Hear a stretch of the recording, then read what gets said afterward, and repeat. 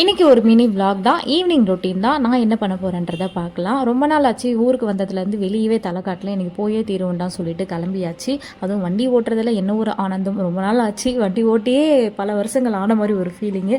சரி அப்படியே போகலான்னு சொல்லிட்டு பின்னாடி கேமராமேனாக என் தங்கச்சியை விட்டா என்னை எடுக்கிறத தவிர மீதிலாம் எடுத்திருந்தா. பட் இருந்தாலும் என்ன ஒரு ஆங்கிளில் நல்லா காமிச்சாலா, ஓகே என்னை மன்னிச்சு விட்டுட்டேன். அப்படியே ஃபர்ஸ்ட் வந்து பழம் வாங்கலாம்னு சொல்லிட்டு போயிருந்தோம் பழக்கடைக்கு. என்னை எடுக்காதன்னு அந்த கேமரா உமன் கிட்ட சொல்லியிருந்தேன். அந்த எருமை மாடு என்னை எடுத்ததும் இல்லாமல் ஜூம் பண்ணி வேற எடுத்துட்டா. பின்னாடி இருந்து பார்க்கும்போது வீடியோ எடிட் பண்ணும்போது தான் தெரியுது ஒரு ஆன்டி ஃபீலிங் வந்துச்சு. முதல்ல உடம்பு குறைக்கணும்டான்னு ஒரு முடிவு எடுத்திருக்கேன். பார்ப்போம், எப்படியாவது என் சன்னோட பர்த்டேக்குள்ளே உடம்பு குறைச்சே ஆகணும். கடை இருக்கா, பஜ்ஜி கடை பாருங்கள். நான் ஒரு ஃபீலிங்கில் இருந்தால் இவன் வேறு ஃபீலிங்கில் இருக்கா. அது என்னமோ அந்த பஜ்ஜி கடை ஒரு வாட்டி தாங்க நாங்கள் சாப்பிட்டோம் ஆசாசியாக. அதுக்கப்புறம் கடையே மூடிட்டாங்க. நாங்கள் போன ராசியான்னு தெரியல. அடிக்கிற வெயில் அனலில் நிற்க முடியலமா சொல்லிட்டு கடையை மூட்டு போயிட்டு அந்த வருத்தத்தோடையே அப்படியே பன்னீர் கோல்டுக்கு வந்தாச்சு. இது வந்து எங்கள் ஊர் மினி சரவணா ஸ்டோர் மாதிரி நான் ஆல்ரெடி சொல்லியிருப்பேன் வீடியோவில். சேம் அதே தான். வாங்குறமோ இல்லையோ சுற்றி பார்க்கறதுல ஒரு ஆனந்தம். இந்த மாதிரி போகும்போது மட்டும் காலும் வலிக்காது, உடம்பும் டயர்டாகாது. ஜாலியாக சுற்றி பார்த்துட்டு இருந்தோம்.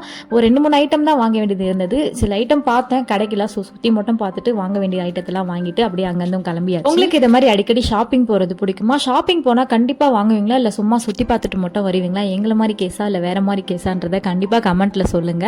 ஜாலியா அப்படியே ஷாப்பிங்லாம் பார்த்தாச்சு. போகும்போது அப்படியே இந்த கத்திலாம் பார்த்தா அது என்னவோ தெரியுங்க, எத்தனை வாட்டி பார்த்தாலும் புதுசா அந்த கத்தி வாங்குறதுல அவ்வளோ இன்ட்ரெஸ்ட். கியூட்டா இருக்கு பாருங்க. கை கடக்கமா பக்கி அது இது என்னத்துக்குலாம் சொல்கிறா பாருங்க. காஃபி லவராக இருந்தால் எப்படி கொடுத்தாலும் குடிப்போம். 70 ரூபாய்க்குலாம் வாங்கி குடிக்கிற அளவுக்கு நம்மக்கிட்ட வசதி இல்லை. சும்மா அங்கே அப்படியே வேடிக்கை பார்த்துட்டு பெராக்கு பார்த்துட்டு ஒரு 4-5 ஐட்டத்தை மட்டும் வாங்கி பில்லை போட்டுட்டு அங்கேருந்து கிளம்பிட்டோம். அடுத்ததாக திரும்ப வேறு இடத்துக்கு போகணும். போகிற வழியில் அப்படியே பழைய ஞாபகங்கள். எங்கள் ஸ்கூலில் பார்த்தேன், வெளியே பார்த்தோன்னே ஆஹா அப்படின்ற மாதிரி இருந்தது. ஒரு நாள் உள்ளே போயிட்டு இதுக்காகவே விளாக்லாம் எடுக்கணும்னு ஆசைப்பட்றேன். விளாக் எடுக்கிறமோ இல்லையோ சின்னதாக ஒரு வீடியோ எடுத்து வச்சுக்கணும் ஞாபகத்துக்காக. அதை முடிச்சுட்டு அப்படியே இன்னொரு கடை மாமூல் பஜார்னு சொல்லிட்டு, இதுவும் ஒன் ஆஃப் த ஒரு மாதிரி சரவணா ஸ்டோர்னு வச்சுக்கலாம். ஓரளவுக்கு ரேட் அஃபோர்டபுளாகவும் இருக்கும், கொஞ்சம் அதிகமாகவும் இருக்கும். நம்ம பார்த்து தான் வாங்குற மாதிரி இருக்கும். ஸோ இங்கேயும் போயிட்டு வாங்குறமோ இல்லையோ வழக்கம் போல் சுற்றி பார்த்துட்டு வரும் சொல்லிட்டு நான் ஒரு 2-3 ஐட்டம் பிளான் பண்ணிட்டு போனேன். பட் எதுவுமே எனக்கு கிடைக்கல. சரின்னு சுற்றி பார்த்துட்டு லாஸ்ட்டாக ஒரே ஒரு டிஷ்யூ பேப்பர் மட்டும் வாங்கிட்டு வீட்டுக்கு கிளம்பிட்டோம். அவ்வளோதான், நாங்கள் வீட்டுக்கு போகிறோம். பாய். மணி ஆனால் 7 ஆயிடுச்சு.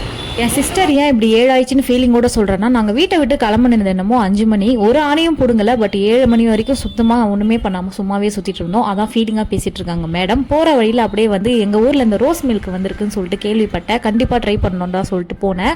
சென்னையில் எப்போ போனாலும் என் கண்ணை பட்டுச்சுன்னா கண்டிப்பாக ட்ரை பண்ணிவிடுவேன். அதில் அதுவும் அந்த ஐஸ்கிரீம் போட்டு சாப்பிட்டா செம்மையாக இருக்கும். அந்த நம்பிக்கையோட தாங்க உள்ளே போனேன். சென்னையில் இப்போலாம் நிறைய இடத்துல கிடைக்க மாட்டேங்குது ஐஸ்கிரீமோட. எங்கள் ஊர்லையாவது கிடைக்கும்னு உள்ளே போனால் ஐஸ்கிரீம் ஸ்டாக்கே இல்லைன்ட்டாங்க. வருத்தத்தோட அந்த ரோஸ் மில்க்கையும் குடிச்சிட்டு அப்படியே வீட்டு கிளம்பியாச்சு. மழை தெரிகிறதா? நாங்கள் உங்களுக்கு வீடியோலேயே மழையை கவர் பண்ணுறோம். இதான் எங்கள் கலை.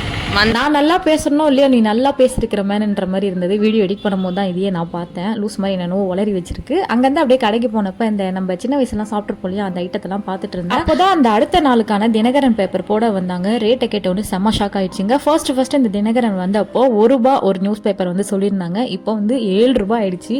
அதை பார்க்கும்போது தான் தெரியுது நம்மளுக்கு எவ்வளோ வயசாயிடுச்சுன்னு. அந்த ஃபீலிங்கோட அப்படியே இந்த கிண்டர் ஜாயும் பார்த்துட்டு இருந்தேன். நான் சின்ன வயசில் இருக்கும்போது அதை இன்ட்ரோடியூஸ் பண்ணியிருந்தாங்க. ₹25. இப்போ வந்து ₹50. அந்த ஃபீலிங்கோடையே இந்த வீடியோவை முடிக்கிறேங்க. இந்த வீடியோவில் நேரம் பார்த்ததுக்கு நன்றி. டாடா.